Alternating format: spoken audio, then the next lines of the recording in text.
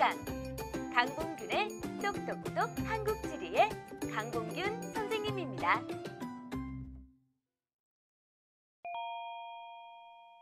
출제가 잦아지고 있는 농업을 쉽게 공부하는 방법은? 2016년에는 오프숄더와 와이드 팬츠가 유행입니다. 패션에도 유행이 있듯이 한국지리 기출문제 역시 유행이 있습니다. 인구 구조가 손도 못 댈 정도로 어렵게 출제된 적이 있었던가 하면 개정 교육과정 이후로는 집촌과 산촌이 지속적으로 출제되고 있듯이 말이죠. 그래서 우리가 아무리 시간이 부족하다 하더라도 꼭 해야 하는 것이 바로 최근 3개년간 기출문제의 풀이입니다.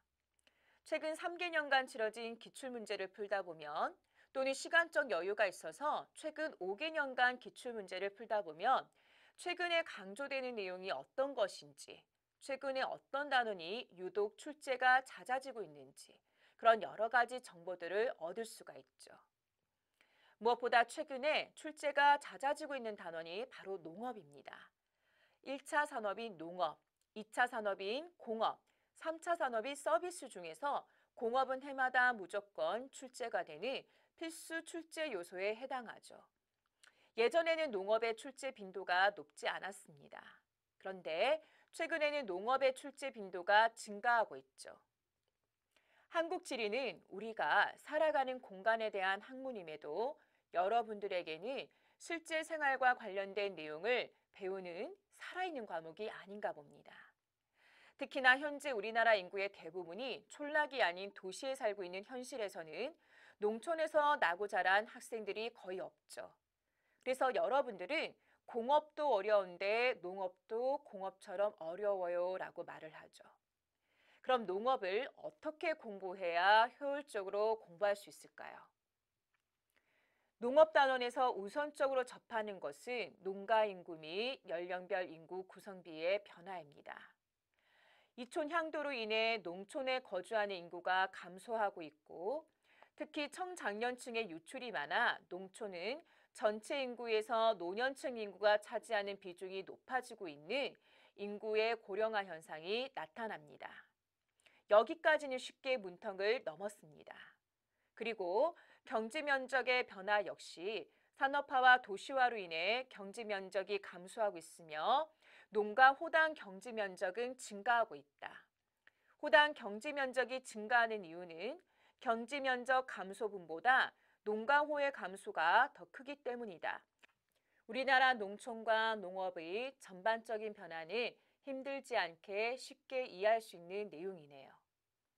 그런데 문제는 실제 기출문항에서는 이러한 우리나라 농촌과 농업의 전반적인 변화를 출제하는 경우가 많지 않다는 겁니다. 어차피 이런 쉬운 내용은 출제를 해도 대부분의 학생들이 정답을 바로 맞추기 때문에 변별력이 없기 때문이겠죠. 최근 농업의 출제 경향을 보면 시도별 작물재배 면적이나 작물재배 면적 비중 같은 것들을 제시하고 또는 농가당 경지면적 비율 같은 자료를 제시한 다음 해당 그래프에 제시된 지역이 지도에 제시된 지역 중 어느 지역에 해당하는지를 출제하고 있습니다. 바로 농업과 관련된 각종 다양한 자료를 통해서 어느 지역인지를 추론하는 지역 추론 문제가 출제되고 있는 것이죠. 농촌에서 살아본 적이 없는 학생들 입장에서는 각 지역에서 채소를 주로 재배하는지, 과수를 주로 재배하는지를 알아맞추기 위해서 우선적으로는 채소, 과수의 특징을 알아야 하는데 이것부터가 쉽지 않습니다. 그리고 어느 도가 농업에서 어떤 특색을 보이고 있는지를 파악하는 게 만만치 않죠. 농업 자료로 지역을 추론하는 문항에서의 가장 핵심은 지도에 제시된 지역 또는 그래프에 제시되는 지역은 다른 지역과 어느 한 항목이든 어느 한 농업이든 뚜렷한 특색이 나타난다는 것입니다. 한국지를 담당하고 있는 강봉균 쌤과 윤리를 담당하고 있는 이정 쌤이 모두 다 키가 같은데 선생님의 키를 제시한 다음 어느 선생님인지를 맞추라고 한다면 이건 문항의 타당도 면에서 문제가 있는 것이죠. 마찬가지입니다.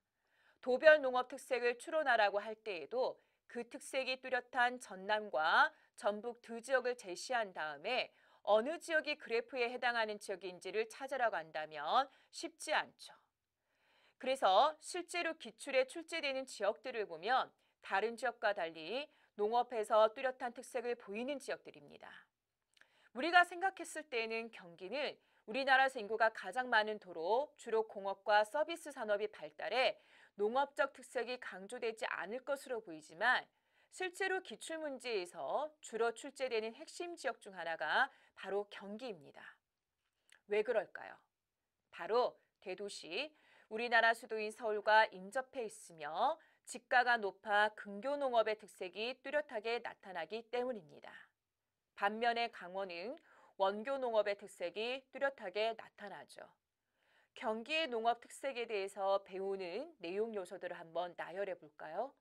지가가 높음, 1인당 경지 면적이 좁음, 시설 재배 면적 비중이 높음, 전업농보다 겸업농의 비중이 높음, 이질적인 주민 구성이 나타남 등입니다. 이들 내용을 보세요. 무언가 내용 요소가 많아 보이지만 사실은 하나의 내용에서 모든 내용들이 출발이 됩니다. 바로 대도시와 인접해 있어서 지가가 높다는 특성. 지가가 높기 때문에 경기에 거주하는 농부들은 넓은 땅을 사기가 힘듭니다. 당연히 1인당 경지 면적이 좁을 수밖에 없죠. 그런데 이렇게 좁은 땅을 사는데 많은 돈을 투자했습니다. 땅이 넓지 않음에도 많은 수익을 올려야 이윤이 남게 되죠.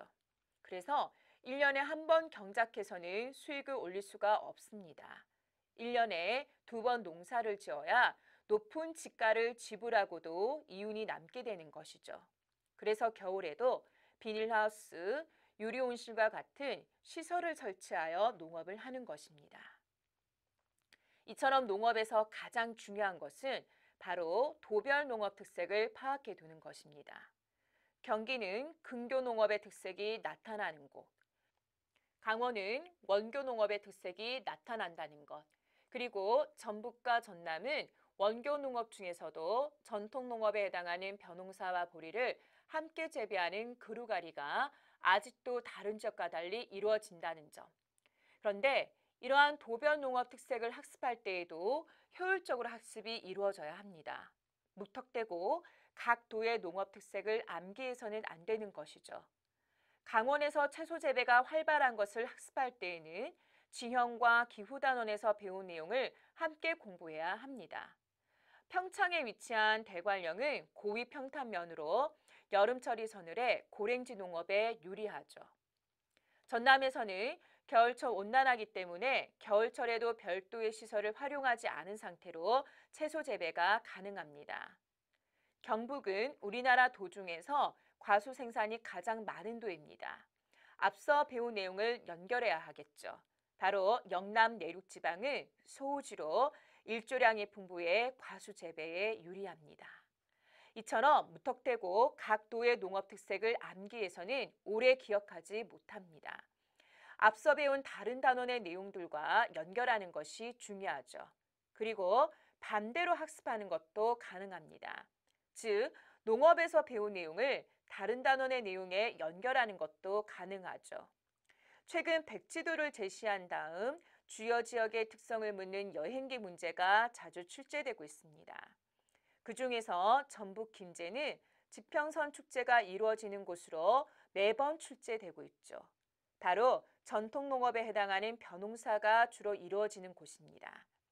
평창은 고랭지 농업이 이루어지는 곳으로 또 여행기에 출제가 되죠. 한국지리라는 과목의 매력은 바로 여기에 있습니다. 한 단원에서 배운 내용이 다른 단원에서 배운 내용과 연결이 된다는 점. 단순 암기가 아니라 원리와 법칙을 중심으로 이해를 한다면 다른 내용을 학습하는 데에 크게 어려움이 없이 이해할 수 있다는 점. 이 점을 명심해 주세요.